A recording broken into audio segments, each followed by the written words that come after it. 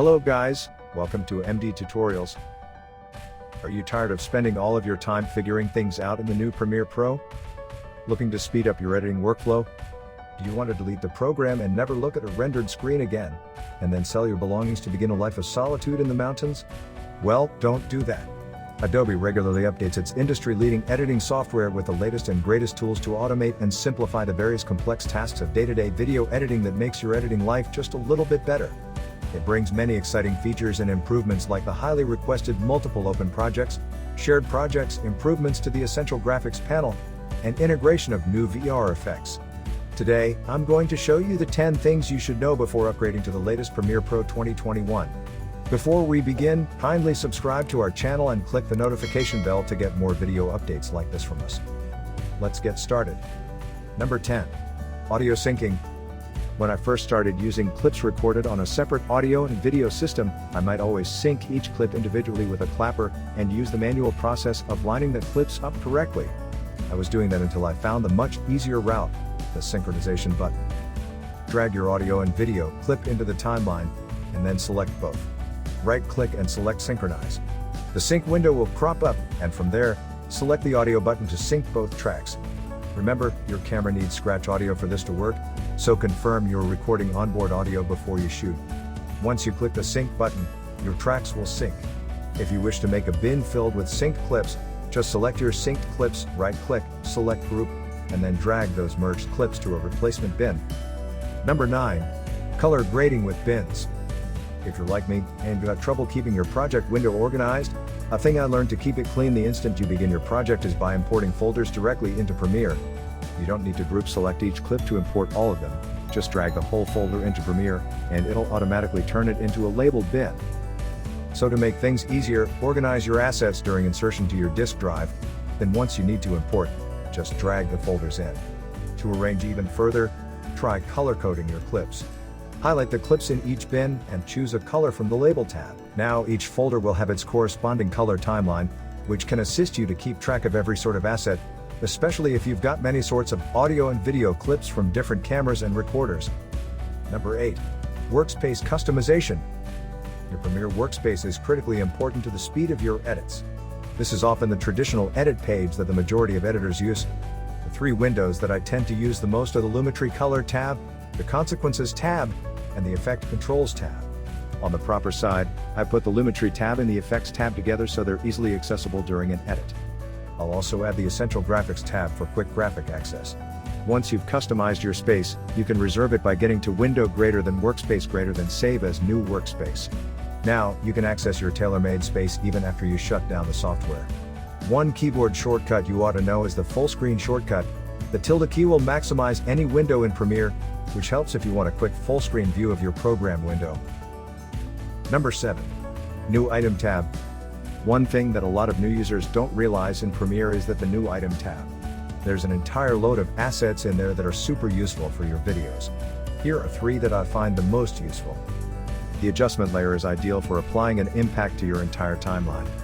If I'm trying to use a LUT to my entire timeline very quickly, I will be able to add an adjustment layer to the highest of my timeline, and then add a LUT from there. That effect will transfer to everything below the adjustment layer. The black video item is great for putting underneath graphics that require a black background. Bars and tone is additionally very convenient if you would like to bleep someone out. Number 6. Replace with After Effects composition. If you would like a fast A-title sequence on top of one of your clips, but don't want to go through the effort of opening a replacement project and rendering something out, try replacing your clip with an A composition. Just right-click it and choose to replace with After Effects composition. From there it will open together with your clip, and you'll add titles and effects to that clip. Number 5. Adobe Stock Audio. Adobe Premiere Pro allows you to look for, preview, download, buy and manage the rights for tracks directly inside the application. It's annoying checking out the proper track often on a rushed schedule even with our go-to libraries, though a number of the opposite royalty-free music services have plugins that make things a touch easier. None of them offer as deep a level of integration as Adobe Stock Audio. Access to the present feature is directly inside the Essential Sound panel. Simply attend the Browse tab. You can sort tracks by mood, genre, tempo, duration, and others. Preview tracks with timeline sync to ascertain how the song works together with your cut. Drag the track into your timeline, or right-click to feature to project, or save to your local folder or library.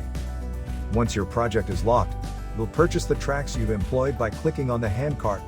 There are tons of stock audio options out there, and the subscription model is growing more and more popular.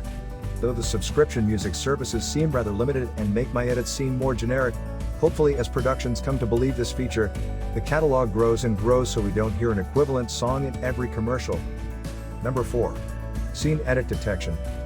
Scene Edit Detection scans a master clip and places an edit point everywhere it detects a cut. It is very useful for anyone who is re-editing a locked master, pulling clips from a reel, or color grading a full resolution master export. It saves you oodles of your time and is super easy to use. Insert your entire clip onto a timeline. Right-click the clip and choose Scene Edit Detection.